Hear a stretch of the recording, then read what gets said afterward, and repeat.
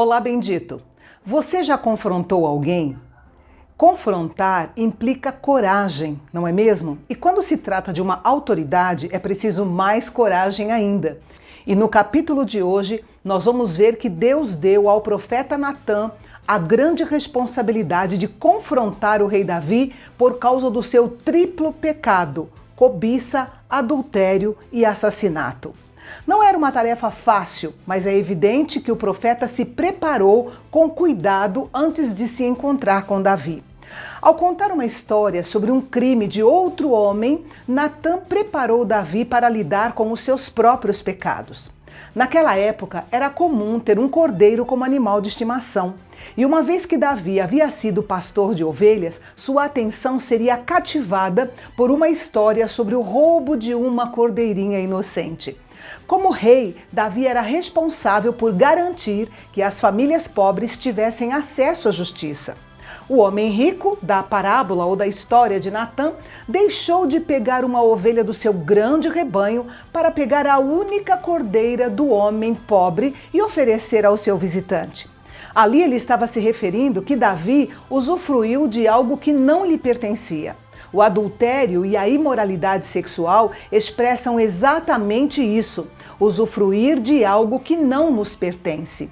Em 1 Coríntios capítulo 7, Paulo diz que no casamento o marido tem autoridade sobre o corpo da esposa e vice-versa. E, obviamente, Davi não tinha essa autoridade sobre o corpo de Batseba. Este princípio também é verdadeiro em relação à pornografia e à luxúria. Levítico 18 descreve o pecado de descobrir a nudez daqueles que não nos dizem respeito, daqueles que não nos pertencem. Ao ouvir a parábola de Natã, Davi ficou muito irado, percebeu que a história era verdadeira e imediatamente sentenciou o culpado da história de Natã à morte. Com essa atitude, Davi mostrou que muitas vezes tentamos livrar as nossas consciências culpadas julgando outra pessoa. O senso de justa indignação de Davi foi tão afetado que ele ordenou uma sentença de morte para o caso hipotético trazido para Natã, embora esse não fosse um crime capital. Depois mencionou o nome de Deus para testemunhar a justiça da sua sentença de morte sobre o homem rico da história de Natã. E mesmo a morte ainda não seria suficiente. Antes, ele deveria restituir 4 vezes mais o que ele tinha tirado, conforme dizia a lei de Deus sobre aqueles que roubassem ovelhas. A ideia era que o homem deveria ter tido piedade do próximo, e não teve. Depois de ouvir o veredito de Davi, Natã o confrontou, dizendo que ele era o homem da história que ele havia acabado de contar. Através de Natã, Deus explicou a Davi que seu pecado era realmente uma expressão de ingratidão. Deus havia dado tudo a Davi e tinha muito mais para lhe dar, mas Davi preferiu pecar. E com o seu pecado, ele desprezou o mandamento do Senhor. Agora, ele teria que lidar com as consequências. Como ele havia destruído o lar de Urias, Deus o advertiu que daquele dia em diante ele enfrentaria muitos problemas dentro da sua casa. Haveria violência e derramamento de sangue entre os membros da sua própria família. Como ele havia se envolvido sexualmente com a esposa de outro homem faria o mesmo com suas esposas. O que ele havia feito secretamente seria feito diante de todo o povo de Israel. Ou seja, Davi colheria o que semeou e com juros. Ao ouvir a sentença do Senhor contra ele e envolvendo a sua família, Davi disse: "Pequei contra o Senhor." Isso expressou a enormidade do pecado de Davi. Seu pecado contra Batseba, contra Urias, contra Aitofel, contra as mulheres e seus filhos e contra a nação de Israel foi grande. Mas o seu pecado contra o Senhor foi o mais grave de todos. A consciência que Davi teve do seu pecado, o desejo da purificação, o reconhecimento do justo julgamento de Deus e a compreensão do que Deus queria estão registrados no seu Salmo de número 51. O perdão de Deus para Davi foi imediato. Ele seria poupado da penalidade por adultério ordenada na lei de Moisés, que seria a morte dele e de Batseba por apedrejamento. Davi havia dado motivos para os inimigos do Senhor blasfemarem. Afinal, o que ele tinha feito era muito comum entre os reis e governantes das outras nações, mas não poderia ser comum entre o povo de Deus. Por isso, Deus havia perdoado o pecado de Davi, mas não o protegeria das consequências. E essas consequências incluíam a morte da criança, fruto do relacionamento com Batseba. A Bíblia diz que o Senhor feriu a criança. Infelizmente, muitas vezes o inocente sofre pelo pecador.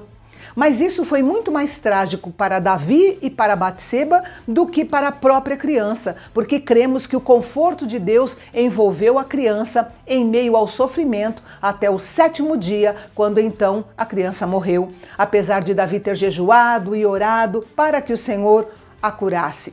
Na realidade, o castigo estava realmente sobre Davi e Batseba, e não sobre a criança.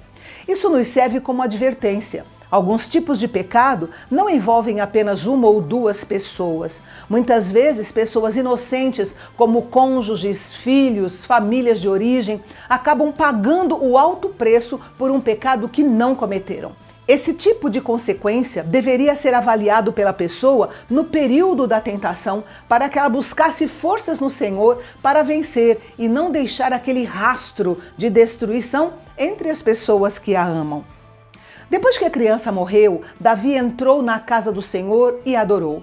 Ele teve uma sensação de paz quando a criança morreu, sabendo que tinha feito tudo o que podia para buscar a misericórdia de Deus para que ela vivesse.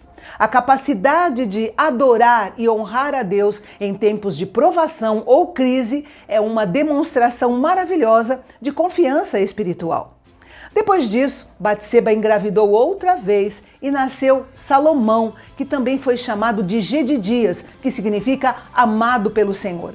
Foi a maneira de Deus dizer que ele amaria e abençoaria este filho de Davi e Batseba. Salomão foi o filho nascido de um casamento que começou em adultério. E Deus escolheu este filho entre os muitos filhos de Davi para ser o herdeiro do trono e ancestral do Messias, para demonstrar a verdade de que Deus perdoa pecadores arrependidos.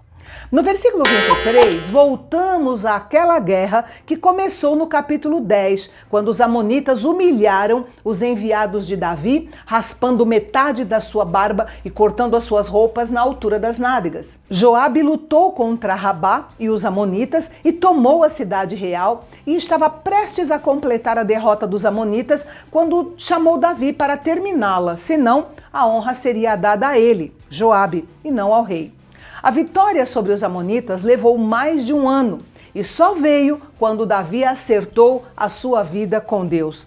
Ele voltou a fazer o que deveria ter feito o tempo todo, liderar Israel para a batalha em vez de permanecer em Jerusalém. Havia uma razão espiritual invisível que retardou a vitória contra os amonitas. Mas por fim, Davi venceu, tomou a coroa do rei dos amonitas e a colocou sobre a sua cabeça. Como disse Agostinho, a queda de Davi deve colocar aqueles que não caíram em guarda e salvar do desespero aqueles que caíram. E amanhã nós vamos ver a tragédia começando a abalar a família de Davi: incesto e estupro. Não perca mais esse episódio aqui no canal Bendito, o canal de Fala Fácil.